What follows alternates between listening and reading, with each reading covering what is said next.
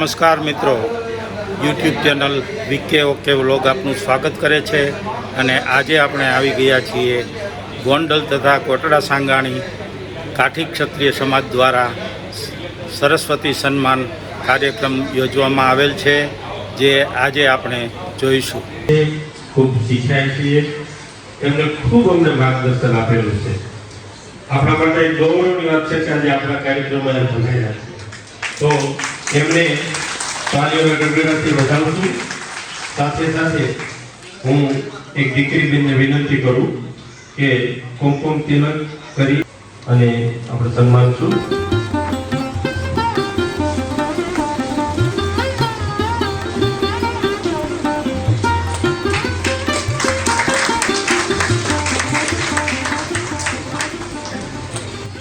એમનું માર્ગદર્શન, એમની ઉપસ્થિતિ એ આપણા માટે પ્રેરણારૂપ છે. એમને સાંભળવા એ પણ એક લહાવો છે. તો સૌ પ્રથમ આપણી વચ્ચે જ્યારે ગિરિભાઈ ભરાડ સાહેબ પધાર્યા છે, તો એમને પ્રાસંગિક ઉદ્બોધન માટે હું વિનંતી કરું છું, કારણ કે પૂરતો સમય મળી રહે અને એમને સાંભળવા એ ખૂબ શિક્ષણમાં જરૂરી છે અને ખાસ કરીને જે તેજસ્વી તારલાઓ છે એના માટે એક માર્ગદર્શક રહેશે. મારે થોડી ભવિષ્યની અંદર આપણું શિક્ષણ ક્યાં જવાનું છે અને આપણા કેટલાક બહુ મોટા ફેરફારો આવે છે. અત્યારનું આ જે શિક્ષણ છે એ પાયા વગરનું શિક્ષણ છે, જેનાથી કોઈ ફેરફાર થતો નથી, કોઈ વ્યવસાય સારો મળતો નથી, કોઈ મોટી ડિગ્રી પણ બધાને મળતી નથી. એટલે આ પ્રકારનું શિક્ષણ આપણને અંગ્રેજોએ જે આપેલું હતું એ શિક્ષણ હજી પણ આપણે ચલાવીએ છીએ. આ નવી શિક્ષણ નીતિ જે આવે છે શરૂ થઈ ગઈ છે, પણ હજી 2030 સુધીમાં બધી આવશે. મારે એમ કહેવાનું છે કે અત્યારે આ શિક્ષણની અંદર સૌથી વધારેમાં વધારે ટેકનોલોજી ઉપર કામ થવાનું છે અને ટેકનોલોજી ઉપર જ્યારે કામ થશે ત્યારે કેટલાક ભયસ્થાનો આવવાના છે અને એ ભયસ્થાનો આપણા સમાજના, કારણ કે અમારો સમાજ અને તમારો સમાજ એ બંને લગભગ સરખા જ છે, એક જ ભૂમિકા ઉપર જીવી છે અને એકબીજાની સાથે પણ સંકળાયેલા છે. એટલે મારે એમ કહેવાનું છે કે આપણા સંતાનોને અત્યાર સુધી ભણાવ્યા નહોતા હો અને હવે આપણે જ્યારે ભણાવ્યા છે અને થોડા વિદ્યાર્થીઓ સારી પરિસ્થિતિમાં જ્યારે આવી રહ્યા છે, ત્યારે હવે ફરી પાછી પરિસ્થિતિ બદલાઈ છે. 10 વર્ષ પછી સમગ્ર વિશ્વની અંદર નોકરીમાંથી 60% નોકરીઓ ખતમ થઈ જવાની છે. માત્ર ને માત્ર તેજસ્વી વિદ્યાર્થીઓ પૂરતું જ નોકરી મળવાની છે. નીચેના જે બધા 60% વાળા છે અને 60% સુધીના એ બધાના નોકરી મળવાના ચાન્સીસ નહીં છે. તો એ અનુસંધાને આપણે આપણા સમાજને જો આગળ લઈ જવો હોય તો આપણે અત્યારથી જાગૃત થઈ જવાની જરૂરિયાત છે. એ વખતે જ્યારે ખરેખર આપણી પાસે ડિગ્રી હશે, આપણી પાસે ખરેખર કંઈક ને કંઈક એવા પ્રકારનું સર્ટિફિકેટ હશે, ત્યારે નોકરી નહીં હોય. અને જ્યારે ખરેખર નોકરીઓ હતી ને પહેલા, ત્યારે આપણી પાસે કઈ સર્ટિફિકેટ હતા અને હવે જો સર્ટિફિકેટ આવશે તો હવે નોકરીઓ નહીં મળે. તો એના અનુસંધાનની અંદર આ વિદ્યાર્થીઓને, આપણા સમાજના યુવાનોને ખાસ ચોક્કસ પ્રકારની તાલીમ આપવાની જરૂરિયાત છે. સમારંભો આપણા સમાજમાં ઘણા બધા થાય છે.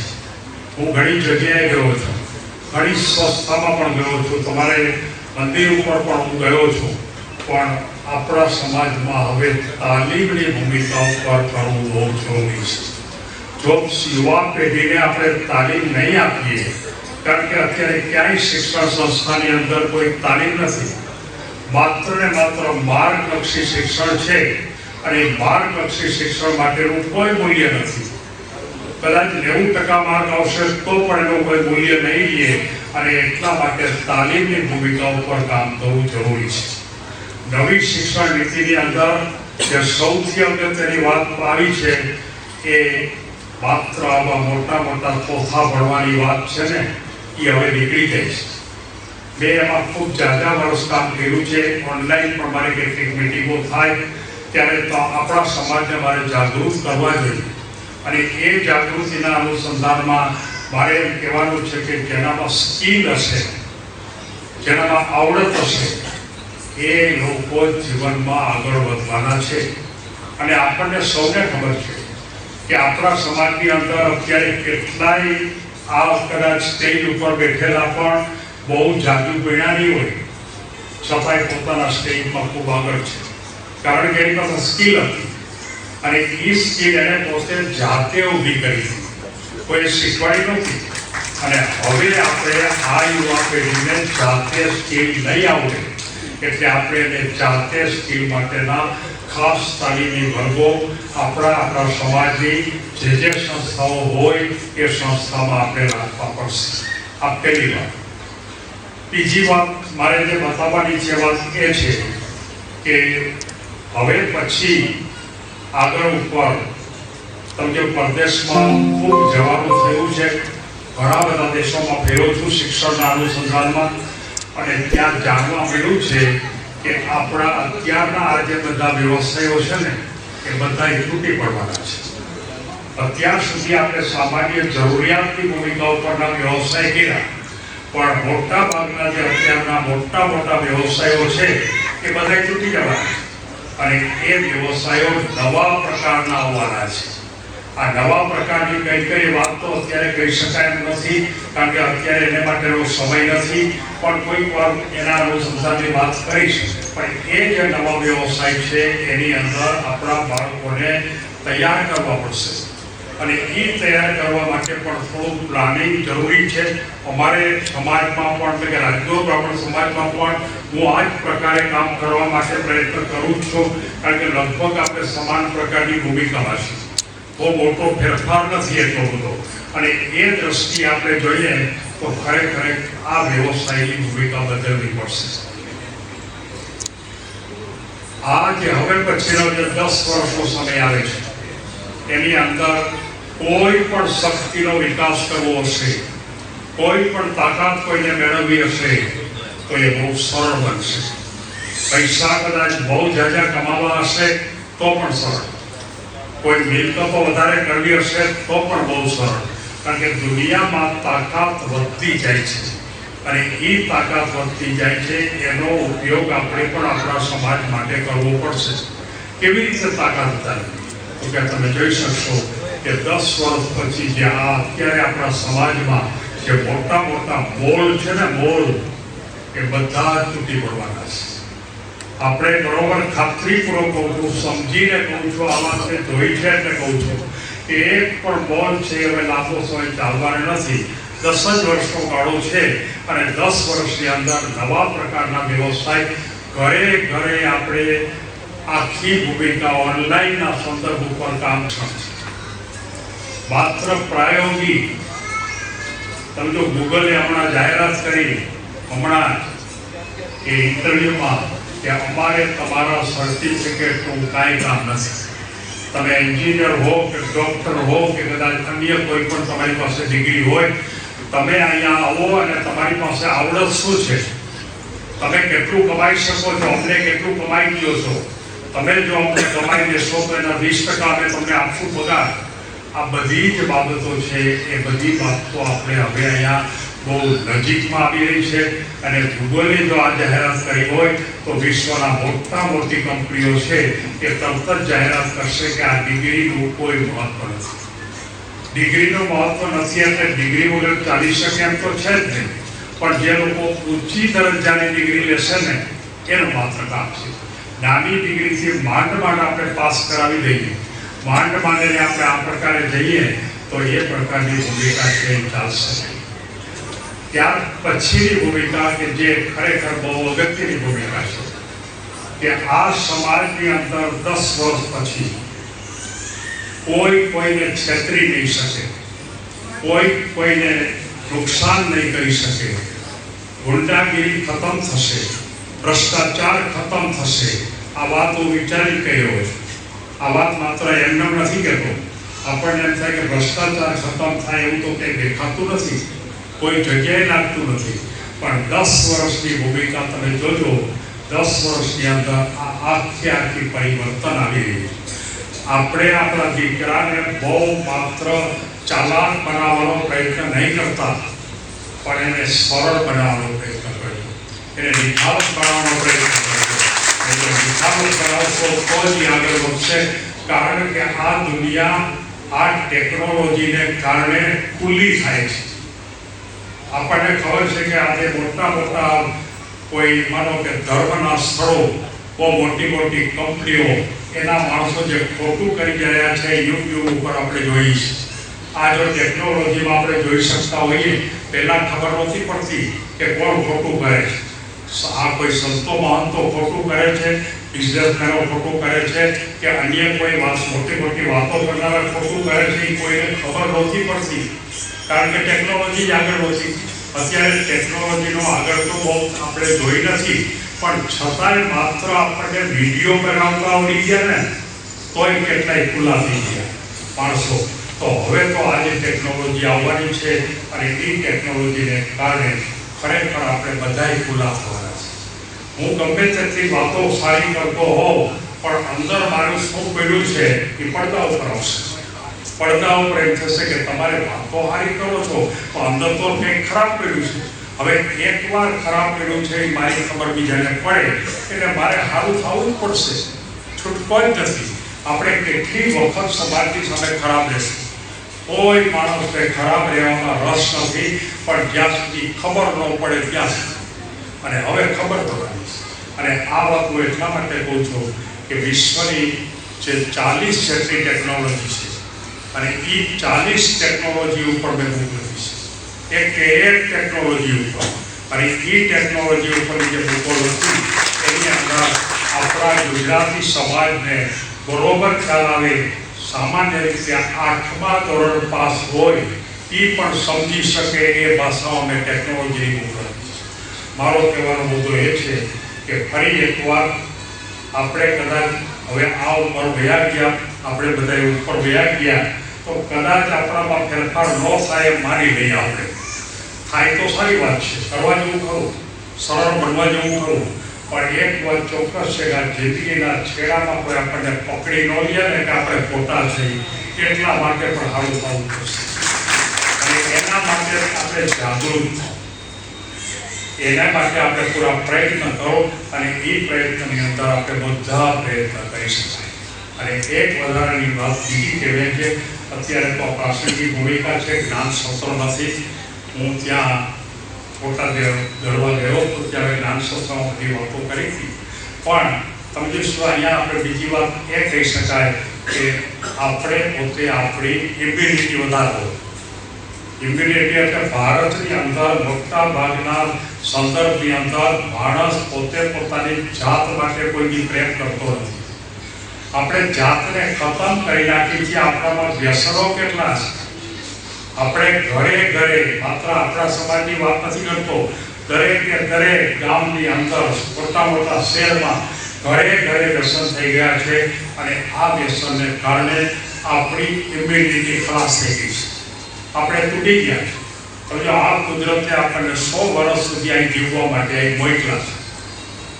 આપણા શરીરના એક અવયવ એવા છે કે 100 વર્ષ સુધી આપણે જીવી શકીએ તો એ વાંધો નથી આવતો. પણ આપણે કારણો કરતા ઉતાવળ કરી જવાની, અમથા જલ્દી જવા માટે ત્યાં આપણી કાંઈ જરૂર નથી.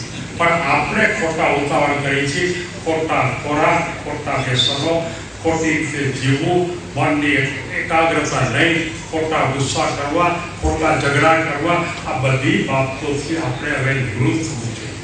જો લાંબુ જીવવું હોય, મજા કરવી હોય, આ દુનિયામાં આપણને જ્યારે જીવવા માટે મોકલા છે ને, તો મજા કરી લો. આવી સ્વર્ગમાં પણ આવું નથી. સ્વર્ગની વાત કરતા હોય તો એ કલ્પના જ માત્ર. જ્યારે પૃથ્વી ઉપર કેટલી મજા છે, એસી રૂપમાં ફસવા, માણસો સૂઈ શકે, જે ખાવું હોય ખાઈ શકે, આટલી બધી મજા સ્વર્ગમાં ન હોય. તો એટલી મજા અહીંયા આપણે જેટલો વધારે વખત કરીએ એટલા માટે કરી લો. અને એમ કહેવા પાછળનો મારો ખ્યાલ એ છે કે આપણે શરીરને સાચવવું. શું કામ સાચવવું એ પણ કહી દો. કોરોના હમણાં જ ગયો, કોરોનાની અંદર કેટલાય માણસો આપણા વયા ગયા. તમે જોઈ શકશો કે કોરોના પછી હજી 12-15 વર્ષ પછી વિશ્વના લગભગ 85 જેટલા વૈજ્ઞાનિકોએ, નોબેલ પ્રાઇઝ વૈજ્ઞાનિકોએ એવું હમણાં કીધું છે કે ફરીવાર 12-15 વર્ષ પછી બહુ ભયંકર વાયરસ આવે છે. આ ગભરાવતો નથી, જાગૃત થયું છે. એ વાયરસ એવો આવે છે કે જેમાં 70% માણસો કરી ગઈ, માત્ર 30% જ સહન કરી શકશે. એનો અર્થ એ થયો કે કદાચ આપણે એમ કહી શકાય કે 70% ઉપર ને 30%. હવે આપણે જો આ પૃથ્વી ઉપર જો રહેવું હોય 30%માં, તો આપણે આપણી પોતાની ઇમ્યુનિટી વધારો. કોઈ વાયરસની વેક્સિન નહીં હોય, કોઈ દવા નહીં હોય, ભયંકર વાયરસ છે આ, અને એના માટે તમારા શરીરની તાકાત એક જ વસ્તુ કામ લાગશે. એક મેં નવી શિક્ષણ નીતિમાં હું છું, બહુ કામ કરું છું કે એક સ્કૂલવાળાએ પોતાના વિદ્યાર્થીઓને ઓછામાં ઓછા 1.5 કલાક ગ્રાઉન્ડમાં રાખવા. કોલેજમાં હોય તો પણ 1 કલાક ગ્રાઉન્ડમાં જ રાખો, એને કસરત કરાવો, એને દોડાવો, થકવી નાખો, પર્સનલાઇઝ કરી નાખો. આપણે આપણા બાળકોને માઇકાંગા નહીં બનાવો, અને એ રીતે રોજ સવારમાં બાળકોને તમે ફરવા લઈ જાઓ, કસરત કરાવો. આ હું માત્ર તમને કહેતો નથી, હું કરું છું. મારી ઉંમર 85 વર્ષ, 85. હું હજી 4 કિલોમીટર ચાલુ છું. સવારમાં કસરત કરું છું, યોગ કરું છું, અને મને કોઈ ચાલવાનો વાંધો નથી. અને છતાંય શિક્ષણ ઉપરનું કોઈ પણ જાતના વળતર વગરનું રોજના 10-12 કલાક કામ કરું છું. મને કંઈ તકલીફ પણ નથી. અને આ ભૂમિકા એટલા માટે છે કે આ વાયરસ આપણને તકલીફ ન પડે એટલા માટે આપણે જાગૃત થઈ જજો. આવતીકાલથી મોડું ન કરતા સવારમાં ઉઠીને આપણે ફરવાની શરૂઆત, કસરત કરવાની શરૂઆત. આપણું શરીર ગમે તેટલું સારું હોય તો પણ વેમમાં રહેતા નહીં. તમે એમ માનતા હોય કે આપણને કંઈ ના થાય તો એ વાતને ભૂલી જજો. તમે તમારા શરીરને તાકાતવાળું બનાવો. 10 વર્ષનું બાળક હોય, બેન હોય કે ભાઈ હોય કે 80 વર્ષના વૃદ્ધ હોય, બધાએ પોતાની ઇમ્યુનિટી વધારવાની શરૂઆત કરી જ દો. તમારા કોઈ પાડોશીમાં રહેતા હોય તો એને પણ કહી દો. અને આ વાત હું માત્ર તર્કથી નથી કહેતો. આ કોરોના તો જે હમણાં આવ્યો ને, મેં 15 વર્ષ પહેલા કોરોનાનું નામ લીધું, 15 વર્ષ પહેલા.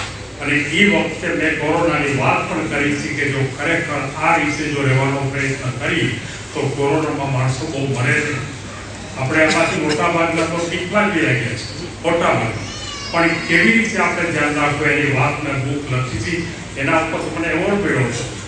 મારો કહેવાનો વાત એ છે કે હવે એ વાતને મૂકી દઈએ, પણ આપણે આપણી તાકાતને વધારવાનો પ્રયત્ન કરો. ખોરાક આપણા ખોટા છે, ખોરાકને બદલવાનો પ્રયત્ન કરો. આપણને એમ થાય કે ભેળસેળ બહાર કરતા હોય તો આપણે શું કરીએ?